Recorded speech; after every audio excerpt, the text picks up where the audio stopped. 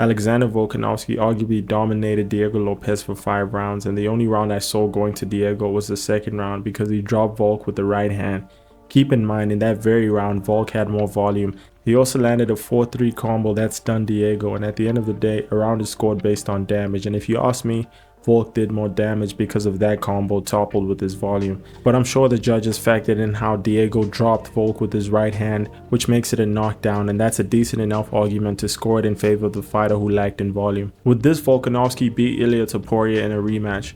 I'm going to answer that question, and before I continue, I ask that you like and subscribe or suffer the fate of Justin Gaethje. Going into the Diego fight, I was a little scared for Volk because he was coming off of 2 KO losses against Islam Makhachev and Ilia Topuria.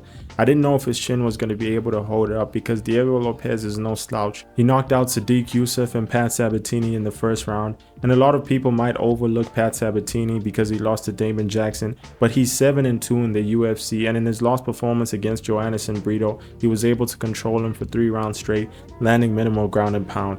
It may have been a boring fight, but I was still impressed by the fact that he was able to control someone like that for 3 rounds straight with them having no answers at the highest level. So I think that's one of Diego Lopez's more impressive wins, and it's dependent on how Pat Sabatini is going to perform in his next few fights.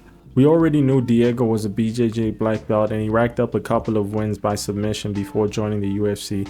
But he only has 1 submission win in the promotion, and I didn't think it was going to be a problem against Alexander Volkanovski. Volk isn't the best offensive submission specialist, having only 1 win by submission in his entire MMA career. But defensively, I don't think there's anyone under 155 that can submit Volk in his prime. He went 5 rounds with Islam, who's known to have one of the most deadly dodge chokes in UFC history, yet Volk was the one winning some of the grappling exchanges, so I was only afraid of Diego's power. Volk is very good at fighting on the outside, and if it's a point fight, I don't think anyone can beat him. But Diego can land 1 punch on you that'll change the whole course of the fight. It's how he stole some of the rounds, which I gave to Volk anyway. One of Volk's best weapons is his jab, and I honestly think he has one of the best jabs in the UFC, easily top 3.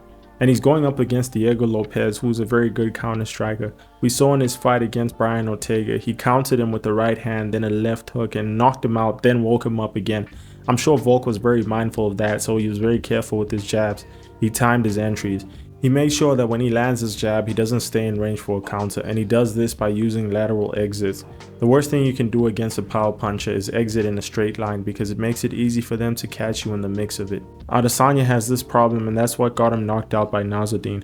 What doesn't help is that he's taller than most of his opponents, making it easier for them to land an overhand, whereas Volk isn't. Knowing that Diego's very heavy-handed, you wouldn't expect Volk to throw combos because it requires you to stay in the pocket too long, and he probably had PTSD from his previous fight against Ilia Topuria.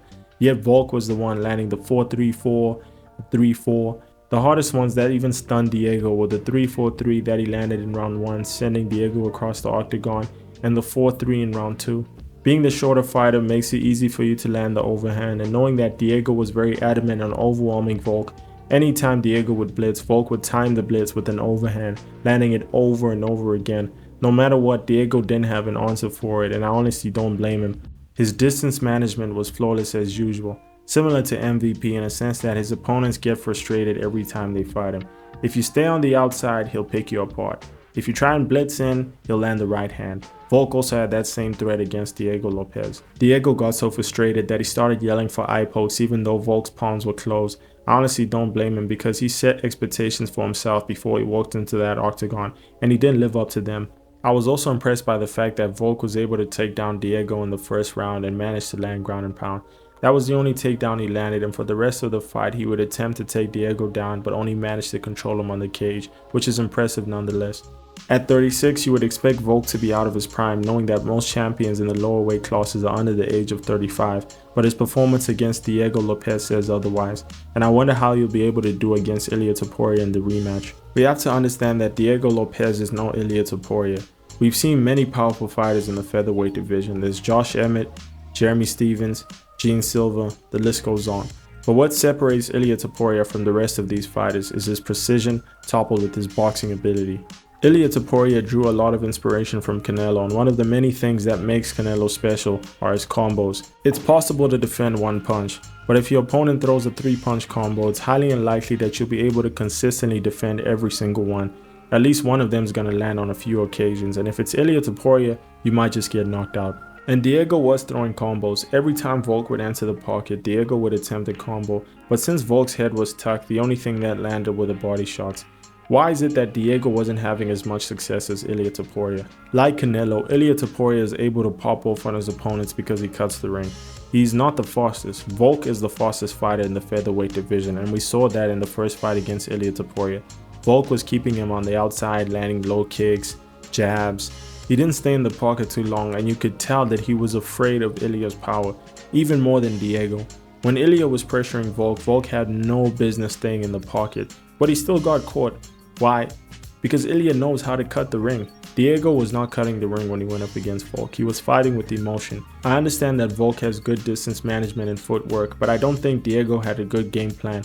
He had so much tape to study, and the best fight was Ilia Topuria because he's one of the very few fighters that had success against Volk. He had success because when he was pressuring Volk, he didn't completely neglect defense. Volk is very good at fighting on the back foot, and he attempted head kicks, body kicks, slow kicks, jabs, and Ilia Topuria was blocking a lot of the kicks. He was also bobbing and weaving much like he does in most of his other fights. This makes Volk hesitate to throw the jab because if he throws the jab and doesn't time the bob and weave correctly, Ilia will counter with an overhand right. That's literally what led to the finishing sequence. Diego was just moving in a straight line hoping to land something, and Volk was the one countering him with the right hand over and over again. I don't think this performance is enough for me to be convinced that Volk would win the rematch because Diego Lopez is nothing compared to Ilia Topuria. They might have some similarities in power, but Ilia Topuria is a more technical striker and better grappler. Diego may have a black belt in BJJ, but so does Ilia. On top of that, he has a Georgian wrestling background. We've seen him take down Max Holloway, Yusuf Zalal. That's partially why he won the fight, because Yusuf was looking pretty good on the feet and there's a chance a decision would have favored him. So Ilia Topuria didn't want to risk taking it to the judges, so he controlled him on the ground, landing ground and pound and attempting a few submissions. Anyway, I hope you guys enjoyed the video. Don't forget to like and subscribe. Peace out.